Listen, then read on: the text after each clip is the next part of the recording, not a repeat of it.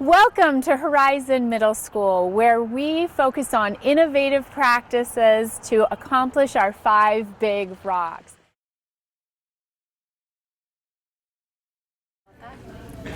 So for Dream Day, we set up a day around going out into our community and looking at different businesses that we might want to go into.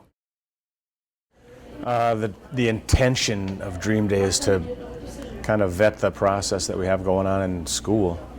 Send the kids out to find out if they are indeed, if we are indeed getting them ready for college, career, citizenship. A lot of it is some direct instruction to start. Just kind of establishing the overall goal and then breaking it down into its components. And to just say, you're going to do this, that's pretty awesome. To work with people who are willing to do that, have administration support that, and then see the kids make it so, it's awesome. It gave us a chance to kind of like break away from our teacher always teaching us stuff, and we kind of got to learn on our own. So we would work together to find different dates, and we kind of had to meet deadlines that Mr. Doppler had set for us. So calling the businesses was pretty challenging because you were talking to a person who expected that you knew to know what you were doing. The real impact is what they actually experience with professionals in town. They're blown away by professionalism. They're blown away by how much support there is in the community for them as students. Some of them are just in awe of how much opportunity there is beyond their thinking. So it's every year it's just the return is just a vibration of high energy and excitement about possibilities.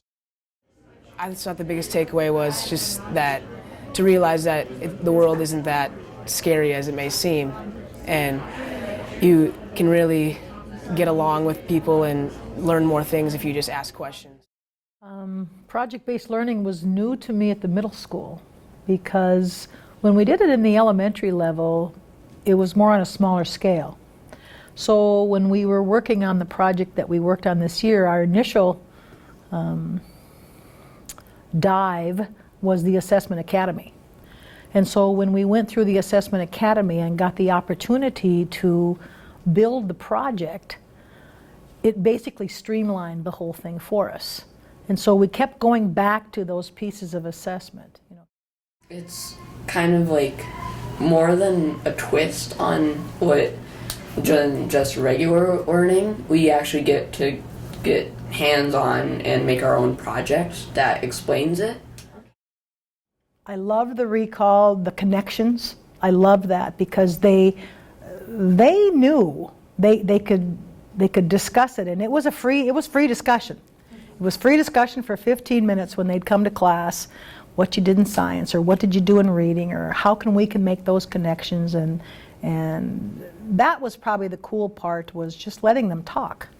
And it's not something you can plan for because you don't know what's going to come out of that discussion. And you could use the things you learned from one class to help yourself in another class. And it was really fun because all the teachers were helping you, and so you weren't just learning in one special category like science, or you got to learn all categories. And it was more fun because we could actually see what happened instead of just reading about it or seeing pictures. It was just there, we could go check out the evidence and take pictures of it and then use that in science and then bring it back to all our other classes. It kind of shows how all the subjects kind of can mix together. And so it became their ownership. They owned it, and sometimes my lessons were different than what I had anticipated for the day based on the discussions they brought to class. We usually have a lot of choice in what we do, and we're kind of on our own. And they don't really tell us exactly what to do. They just kind of say what our topic kind of is, and then And sometimes we get to pick our groups, and that helps us work sometimes better because then we can collaborate more. So I designed some proficiency scales that are a little more student-friendly, and the students use those mostly as study guides. We call them study guides, but they have practice problems on them.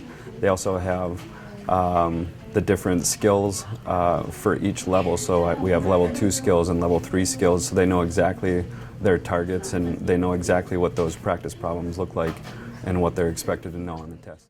I think I probably have more students retake than most teachers do, just because they know where they're at. There's a visual to it, it's online, they can't lose it.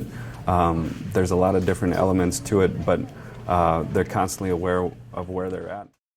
So when we get tests, we put it in our progress monitoring sheet, and when we put it in there, it just shows us how we're doing, and it shows us our growth and how we're increasing our test scores.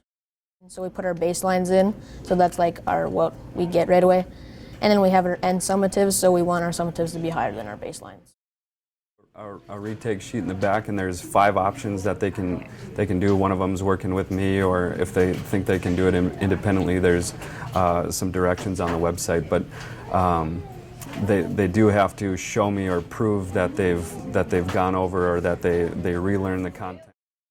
We're all kind of on the same page, or at least a lot more equal than what we used to be. It's not we expect the kids to know this, but they have no idea what is expected of them. Now everybody has that same expectations. We're all kind of laying everything out there for them. There's no trick questions, there's no surprises. It's just, here's what we would like you to learn. Here's a lot of resources. Here's me, here's some time.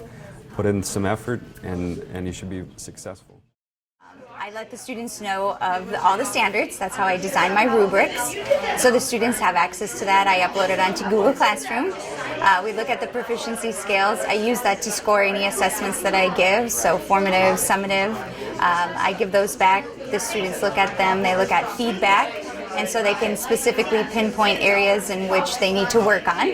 Especially for writing, that's important because writing has so many substandards. So students can really see, like, for instance, if they're really strong at the beginning of a piece of writing, so the introduction they nailed, the body paragraphs they nailed, but then they just kind of fizzled out in the conclusion. So they can see that with the proficiency scale because all of those things are scaffolded on there. It explains the learning targets, the helpful resources, and there's lessons and activities that can help you progress. It'll show the standard that you're working towards, and there's a check mark of where you're at, so you know where to work towards, and some things to help you along the way.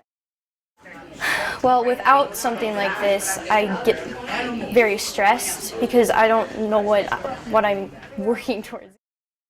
So we talk about goal setting, we talk about changing those goals, and I want them to just match that up with their education too. So my proficiency scales are starting to look more reflective in nature, so they're more of a self-reflection. Students can demonstrate those standards, but they get to do it at or with something that they enjoy. That's the catch, that's the hook. Well, basically you can sit around the room, like there's different spots, you get to choose your seating.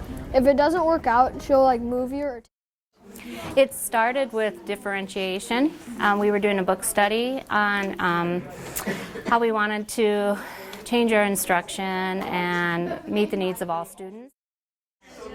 Well, I kind of like this space because we can move back here and work on our projects and stuff, and it's easier because we can sit with friends and bounce ideas off of them. And this is like, if you bounce on it, it just kind of helps, I guess, like stress-free. It's just kind of fun. One of the first things we did was we asked the kids, why are you sitting where you're sitting? And what seemed important to them, and they talked about they needed to get away from other bodies at times. They felt like they needed a little personal space at times. They wanted something comfortable. They wanted the ability to group and work with the people that they worked best with, and sometimes that person was themselves. It's a lot better than normal seating, I think, because it's just easier to learn, I feel like, personally. And yeah, because you're comfortable and you can be more focused. I didn't think it would make this big of an impact, honestly. I really thought, what's the difference? But I'm really glad we took the journey, because I think in so many respects we continuously to see it, a ripple effect amongst the kids. And even into their testing this year, they ask, can we lay on the floor while we take our test, or can we spread out? I'll be more comfortable. Why wouldn't we give them that option? I'd say the number one benefit that I saw in our school was the increased communication with all stakeholders, students, teachers, parents, counselors, administrators, just increasing those amount of conversations with students specifically about behavior, reteaching those expectations. With the help of the Early Warning Signs report in PowerSchool, we've been able to take a look at that report and identify students who maybe are struggling in certain areas. I specifically worked with my 2 6th grade teams in the areas of academics and behaviors. During home-based time, while some other academic interventions were taking place, I was meeting with a behavior group, and then I also met with an academic-based group.